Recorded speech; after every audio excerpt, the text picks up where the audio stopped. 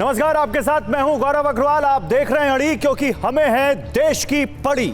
जी हां, और आज का मुद्दा आप सबसे पहले देख लीजिए। अयोध्या में त्योहार, कर्नाटक में राम भक्त गिरफ्तार और इंडिया में मजबूती आई। एक्शन में ईडी, आईटी, सीबीआई।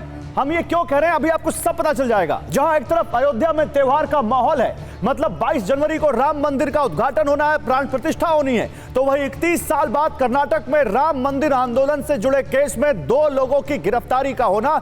इधर इंडिया में भी मजबूती आई है। सीट शेयरिंग को लेकर मंथन जारी है। कर्नाटक में राम भक्त की गिरफ्तारी, कार सेवक की गिरफ्तारी 31 साल बाद, और इंडिया में जब मजबूती आई, सीट शेयरिंग को लेकर मंथन जारी है। इन दोनों घटनाओं के बीच जांच एजेंसियां ईडी, आईटी और सीबीआई एक्शन में एक बार फिर है। लगातार अरविंद केजरीवाल और हेमंत सोरेन को समन भेजा जा रहा है, लेकिन कोई ईडी के सामने पेश होने को, वहां जाने को राजी नहीं है। इसके अलावा इंडिया में शामिल कई दलों के नेता भी रडार पर हैं, और ऐसे में इन सभी घटनाओं की टाइमिंग को लेकर एक सवाल उठ रहा है कि क्या यह सब 2024 के लोकसभा चुनाव के लिए ही किया जा रहा है।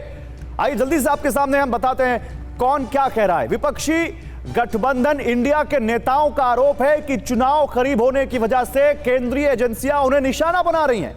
आपको दिखाते हैं कि इंडिया के कौन कौन से बड़े नेता ईडी के रडार पर हैं। दिल्ली के मुख्यमंत्री और आप संयोजक अरविंद केजरीवाल शराब नीति के घोटाले में प्रवर्तन निदेशालय के रडार पर हैं। वो 3 समन के बावजूद अब तक जांच एजेंसी के सामने पेश नहीं हुए हैं। झारखंड के मुख्यमंत्री और जेएमएम नेता हेमंत सोरेन अवैध खनन और जमीन घोटाले में ईडी के निशाने पर हैं। 7 समन के बावजूद वो अब तक पेश नहीं हुए हैं। राजस्थान के पूर्व सीएम अशोक गहलोत के बेटे और कांग्रेस नेता वैभव गहलोत पर फेमा के उल्लंघन का केस चल रहा है। आज ही उनसे जुड़े 10 ठिकानों पर छापेमारी हुई है। पिछले साल अक्टूबर नवंबर में वैभव ईडी के सामने पेश भी हो चुके हैं। बिहार के डिप्टी सीएम और आरजेडी नेता तेजस्वी यादव पर जमीन के बदले नौकरी घोटाले का मुकदमा चल रहा है। 5 जनवरी को उन्हें ईडी के सामने पेश होना है। पहले भी उनसे पूछताछ हो चुकी है। इस मामले में लालू, राबड़ी समेत 17 आरोपी हैं। पश्चिम बंगाल से टीएमसी सांसद और सीएम ममता बनर्जी के भतीजे अभिषेक बनर्जी स्कूल भर्ती घोटाले में ईडी के निशाने पर हैं।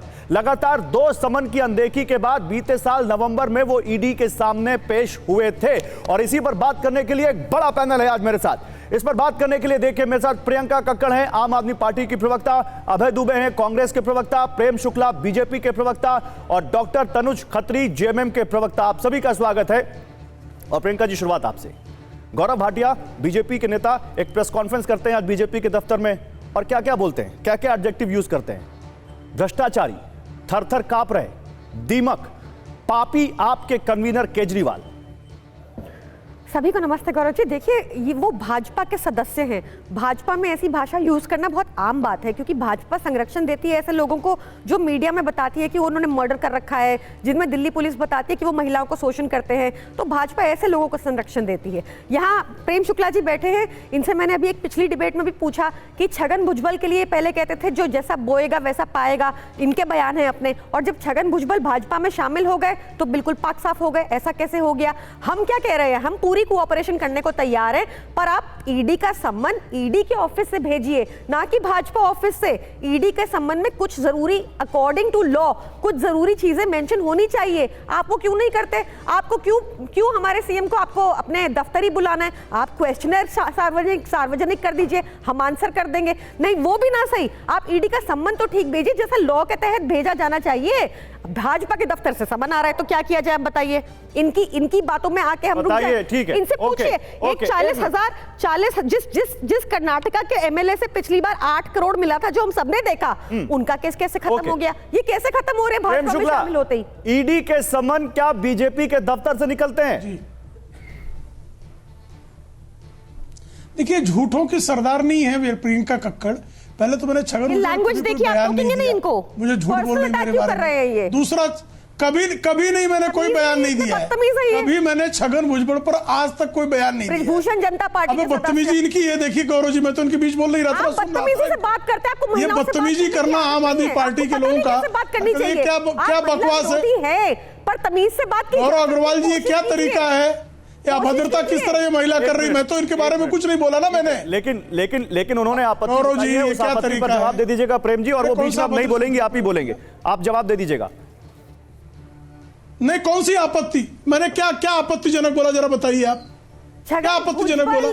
मैंने छगन भुजबल पर कोई बयान नहीं दिया, इसमें मुद्दा मत घुमाइए। नहीं प्रियंका जी, हाँ तो झूठ है ना, झूठ बोलने वाले लोग हैं ये। साफ कैसे हुए बताइए? झूठे हैं ये, झूठ बोल रहे हैं तो उसको क्या कहूं? बताइए साफ कैसे हुए भाजपा में जाने के बाद? नहीं प्रियंका जी, आप उनको आप बोल रही थी वो आपने की प्रियंका जी, हाँ मैंने वो आपत्ति मैंने वो बोल दिया प्रियंका जी सुनिए, प्रियंका जी सुनिए, प्रियंका जी सुनिए ना, आप सुनिए, आपने बोला वो बोल रहे थे, नहीं कोई बोल रहा था, और आपने जो आपत्ति दर्ज कराई, मैंने उस आपत्ति का उनको संज्ञान दिया। अब उनसे सुन लेते वो क्या कह रहे हैं, फिर आपका टर्न आएगा, आप बोलिएगा। अभी और भी पैनलिस्ट हैं, बोले प्रेम शुक्ला। देखिए इन्होंने झूठ बोला तो मैं इनको झूठा नहीं कहूं तो क्या कहूं?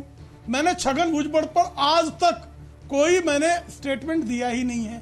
ये मुझे उद्धृत कर रही तो इनको झूठा नहीं बोलूं, सच्चा बोल दूं मैं, तो इनकी आपत्ति क्या है? दूसरी बात, छगन भुजबल भारतीय जनता पार्टी में कभी शामिल नहीं हुए।